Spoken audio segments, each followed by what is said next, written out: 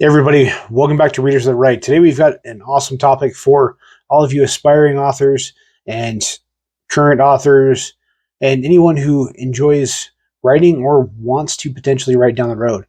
And that is how to find your ideas. Where do they come from? How do you build them?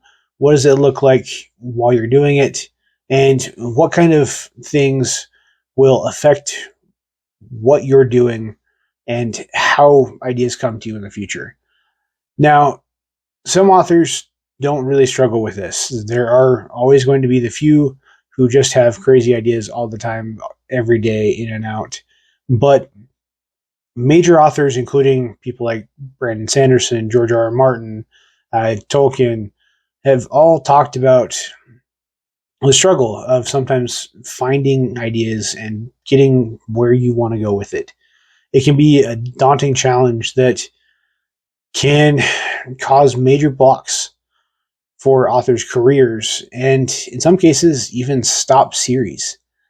And that's not something any author wants. It's not something that we want to struggle with or that we want to have to face. And oftentimes, it can actually be damaging to the readers that are our fans because we can't put out a good idea. It'll kill a lot of our intellectual properties and put us in a really terrible position that some authors are struggling with even today. But that's something that, in a lot of cases, can be easily avoided if you know how to do it and can get through some simple exercises to help you succeed. First, we want to talk about the basics. This is the one that gets referenced a lot in writers' courses, and that is mining your own personal experience. Mining your own personal experience does not mean writing an autobiography. If you want to write an autobiography, that is fine. Go ahead and do it. But for everyone else who has been through anything in life, there's some way to inspire a story off of that.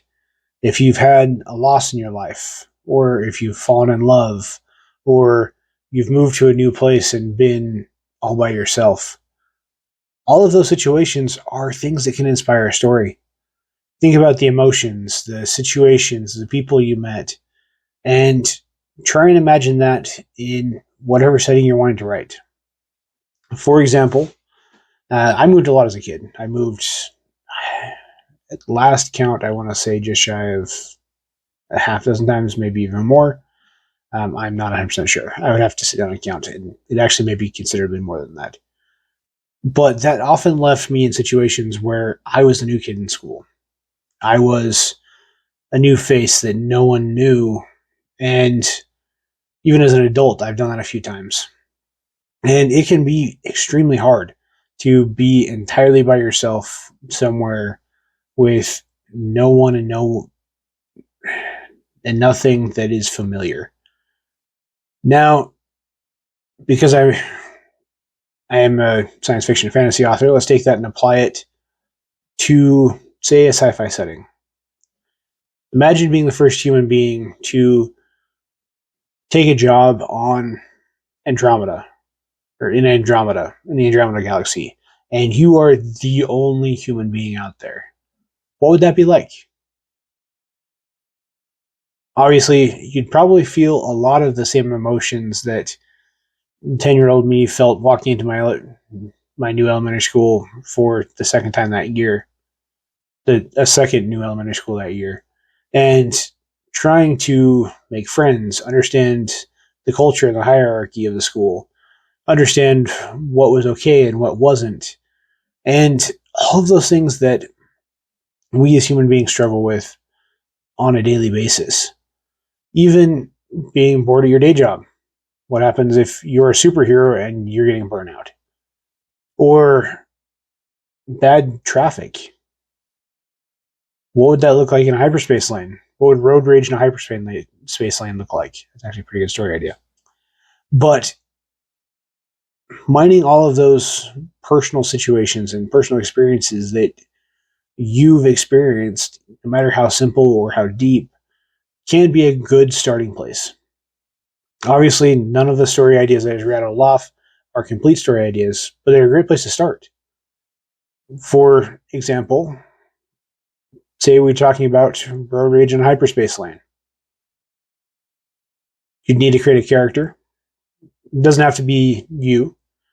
It could be more interesting to make it a little old lady who's driving a little beat up starship that's carrying just enough supplies to take to market at a nearby planet and has to enter the hyperspace lane to move one system over.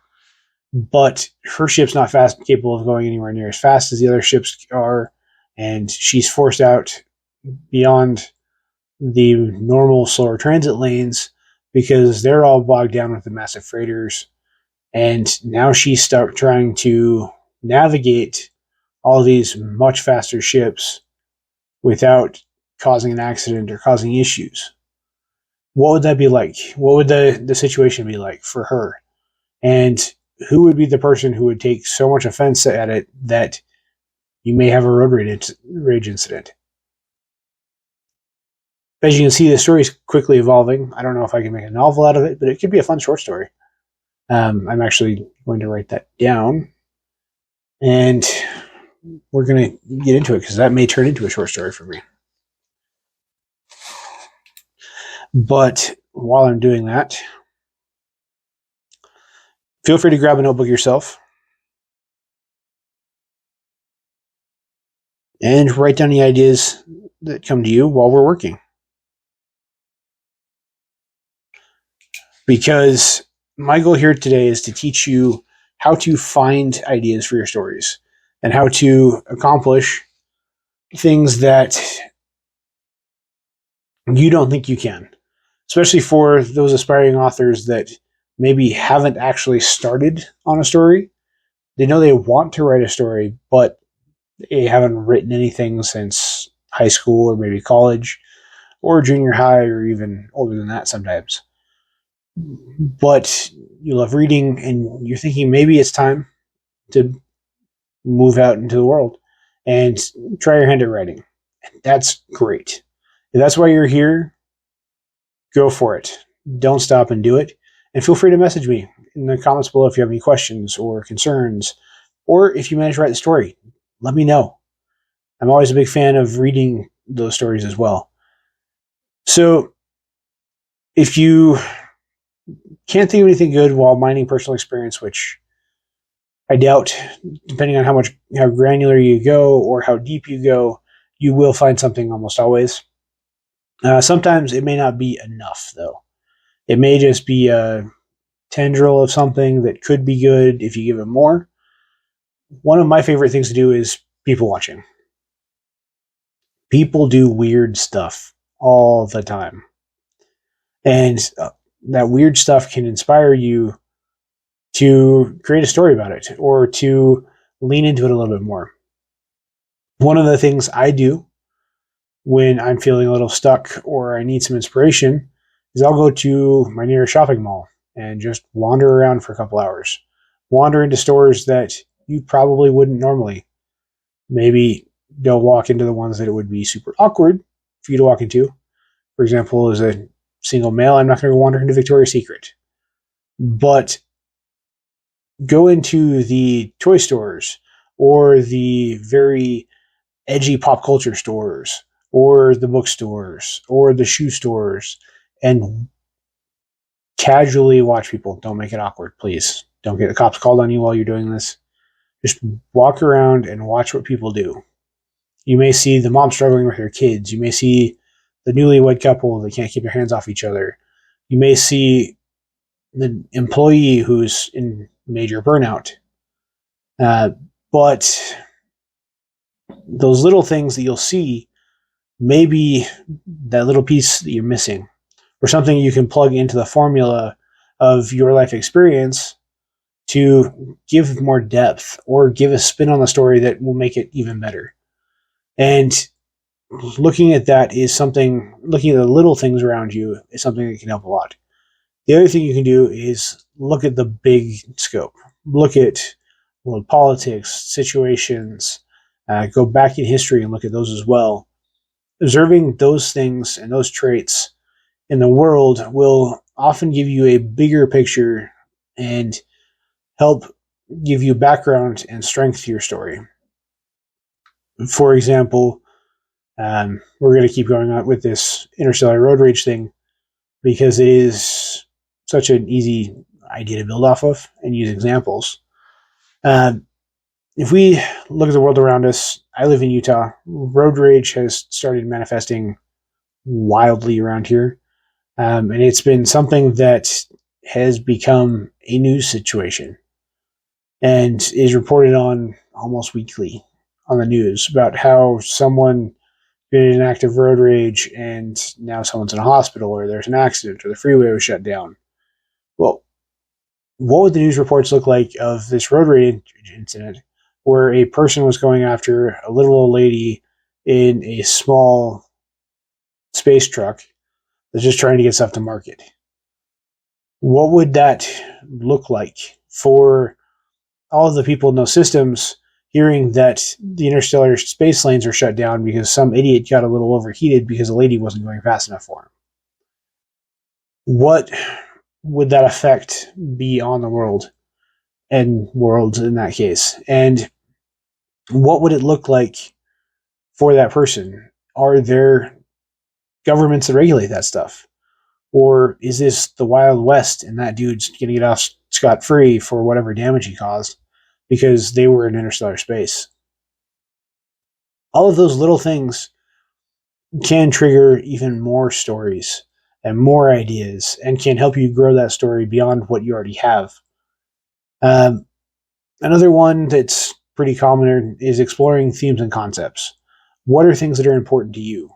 What themes and traits are things that you like to explore? If you were to donate to a charity, what are the charities you would donate to, and what are the things they do that are important to you? How can you embrace those themes in the stories you're writing? For example, for me, one thing that, because of a lot of the coworkers I've had and some of the experiences I've had in my life, PTSD is something that weighs heavily in my life. It's something that I have to think about often and was actually one of the major driving factors for me to write my first books. And it left me wondering what the heroes would actually be going through in a situation like Lord of the Rings. In Lord of the Rings, you do see a little bit of it at the very end where Frodo has kind of detached himself and he's struggling to relate to the rest of the world around him because of everything he's been through. But we don't see that with Merry, we don't see that with Pippin, we don't see that with Sam, and we don't see that with Aragorn or Legolas or Gimli. But I started to wonder, what would the actual effects be like? What would the actual psychological effects be on those heroes? So I set out to write that story. And my Roots of Conviction trilogy has a lot of those undertones. It's a theme that is underlaid throughout, where people struggle with what they're forced to do in order to survive and to protect their friends and family and their people. So what are some of those to you? What are some of those themes that you can tie in to your story? Another easy one is embracing prompts and challenges. There are hundreds of these every day online. There are tools that will just auto-generate you prompts. There are writing contests. A lot of those can be free to enter that will give you a prompt. There's anthologies that give you prompts as well. And using those to inspire stories is massive. And it can be an acquired skill. Learning how to take your style and apply it to oftentimes a sentence or 2 or 3 words can be extremely hard. But if you can learn to do it and learn to apply the stuff we've already talked about to it, you will succeed. For example, one of my recent successes in my writing career was exactly this. I was a published finalist in a writing contest and we were given a prompt. And the entire prompt was, despite the rain. And I had to go and try and figure out what that meant to me and how I could write a story about it. And it inspired me to write a story based on some life experience I had working as a federal employee during the pandemic, where I was one of the only people ever going to work.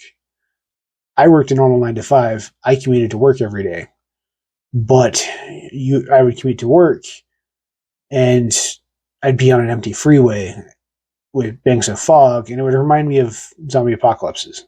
So I wrote a zombie story about a guy who has to go to a 9 to 5 job during the zombie apocalypse. And this is something that you can do easily. Like I said, it's easy to start with auto-generated prompts, or there's writers groups. One of mine is called The Wolfpack, led by Wolf Moon. If you go check him out on Patreon, you'll actually get a prompt every single week to help inspire stories as well. There's a lot of organizations that will do something similar. So doing this can also help drive you creatively and get you moving. You can also even just challenge a friend or family member to give you a story prompt. And sometimes you can even tell them the weirder the better, or just pick something. What's your favorite movie quote? What would be the last line of a story? Or what's the favorite last line of a story that you've read recently? Anything like that. Those are very good prompts. Another one is research and exploration. This one's a little bit different than a lot of the other ones. A lot of the other ones, you're watching and just applying. With research and exploration, everybody has something in their life that they find fascinating. For me, it's history. I am a major history buff. I'm also a Warhammer 40k player, as you can see behind me. But those two things, for me, help inspire stories as well, because I'll be scrolling on social media, and a lot of the history accounts that I follow will tell a story about this one person who did something crazy throughout history. And I'll wonder, could that apply to one of my characters?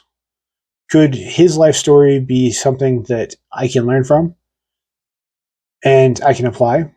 So then I'll go chase my research on that character or on that person and learn about their life, or a country that I don't know a lot about, and learn about them. For example, another story that I wrote recently that is done quite well was a story. I just submitted it to Writers of the Future a few months ago. Was something I learned about the Sikhs. The Sikh culture is something I didn't know anything about. I had heard them vaguely mentioned once or twice, but I had learned a few traits and things about them and their culture that were fascinating to me. And I learned that, for example, George Lucas based a lot of the Mandalorian culture around the Sikh culture. Well, that made me want to know more about them. So I did. I did a lot of research, did everything I could to learn more about them, their culture, their religion, and ended up being inspired to write a short story about them that was absolutely fascinating. And I learned so much more about them and their culture and their people because it was just a little thing that grabbed my attention.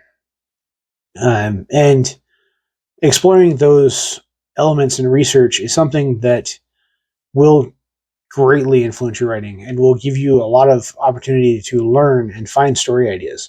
So I deeply encourage that. And the last is finding inspiration from other art forms. There is a lot that we can talk about here, but because I don't want to spend hours on this, we'll keep it short. Every other art form can help inspire you with a story. It can be as simple as Googling fantasy art and checking out some of the cool artwork that's been generated or created by artists, and see if any of those loosely inspire a story. If they do mark down that artist, it might be a great idea to reach out to them for cover art later if that's what inspired your story. So keep them in mind.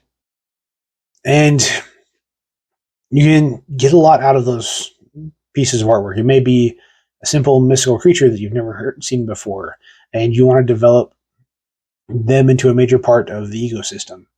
Or it could be a character, somebody's D&D character that's on there that inspires a story. This is a simple way. I use it a lot for character development when I'm trying to come up with characters and pictures. It's one of my favorite things about using Campfire for my writing is that I can go and then just download that picture and stick it in there as a reference picture for me. So that I have something that I can look at down the road and say, oh yeah, that's what inspired that character, and that's what they look like, and that's what their attitude is. So you can do this with a lot of other forms of art as well, whether it be movie or TV. That's another big one for me. A lot of times I'll see a movie or a TV show, and I'll hate something in it. I will absolutely hate the way a situation was done. And the very first thing that will pop into my head is, I could have done that better as an author. So when that situation happens, I'll often write that down, and that becomes another key element in my story. I will use it either as a sub-arc or a major arc, or it'll even just be a stereotype of a character that I don't like, or a situation, or whatever it may be. I'll write that down, and that will be inserted into the story as well. You can do this with pretty much any other art form. You can do it with other books as well. Most authors don't have a problem with you being inspired by them because they were inspired by someone else. For me, my writing journey started with, if I go clear back, Harry Potter was one of the first books I really got pulled into on a deeper level. And then Lord of the Rings. Because of an English teacher I had in 6th grade, I believe, I found Ender's Game. And the more of these stories I read, the more I wanted to create these stories too. And it drove me to take creative writing classes in junior high and high school. And I didn't take any in college. That is a regret of mine. At that time, I was going into a very technical field and was taking technical English classes because I had to. And in hindsight, I probably actually could have taken creative writing classes and got the same credits. But it took me a little while to come back to it. And I have to give George R. R. Martin credit for pulling me back. There's a lot of things he did that either I wasn't a fan of or made me think, and made me wonder if I could write a story like that. And that, combined with a lot of the experiences and themes I've had and some of my own family history, led to the creation of Forgotten Allegiance and the rest of the Roots and Conviction trilogy. So finding what gives you the ideas you need at first is a struggle. At first, you will spend, especially in the first couple of books, you'll spend hours trying to figure it out. You'll have pages and pages of notes of ideas, and you'll try and figure out how to combine them. But as your career goes on, it will get easier most of the time. You will hit walls. That's just the nature of the human mind. But if you're working on that and you're struggling to get from just getting the basic idea to the next level, feel free to look me up on Amazon under Tyler Tartar, and I will link this in the bio below as well. I actually created a workbook that helps you work through the finding an idea to turning it into a solid story idea and get you moving. So check that out. And as always, don't forget to like and subscribe to these amazing videos, and keep pushing as a writer or an aspiring writer. Getting the job done is the hardest part. Finishing the story is what makes you an author. So keep pushing forward and keep driving and keep trying. You may fail a lot. Brandon Sanderson often talks about how he had to write 11 books to get one published. For me, it was 4 or 5. I think 5. But just because those weren't published doesn't mean I didn't learn things from them. And honestly, there's a couple of them that may eventually be published. A couple of them are kind of fan fiction, so I'm not going to publish them unless I get a deal with them. So who knows? There's a couple of them that are actually pretty good that, should I be approached by an IP, I would actually turn into a book, hopefully.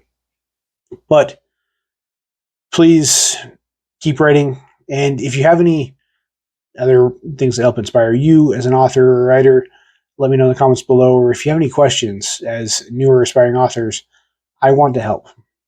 Please reach out to me in the comments and let me know where your struggles are. I would love to do more videos like this that focus on those to help people become what they want to be and take their hobby to the next level. So, yeah, once again, don't forget to like and subscribe. I look forward to talking to you in the comments, and ring that little bell so that you get notified every time we have a new video come out. I've got some pretty cool authors interviews coming up here soon with some good friends of mine, and I can't wait to show you guys all of the cool elements of what being a writer really is and what being a reader really is. We kind of dual wield on this channel. So thanks for joining us, and we'll see you next week.